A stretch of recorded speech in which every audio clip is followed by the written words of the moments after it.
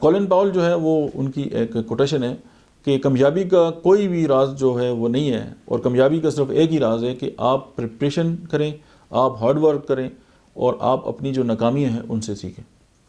تو اگر یہ تین باتیں ہماری سمجھ میں اگر آ جائیں کہ ہم اپنے کسی بھی کام کے لیے پریپریشن کریں، ہم جو ہے ہارڈ ورک کریں، اور اگر ہم اپنی جو ناکامیاں ہیں ان سے اگر سیکھیں، تو ہمیں کامیاب ہونے سے کوئی بندہ نہیں بچا سکتا۔ اس کی ریزن یہ ہے کہ آپ یہ دیکھیں کہ جب آپ محنت کرتے ہیں تو آپ یہ دیکھیں کہ آپ جو لوگ محنت نہیں کرتے آپ ان سے اوپر آ جاتے ہیں۔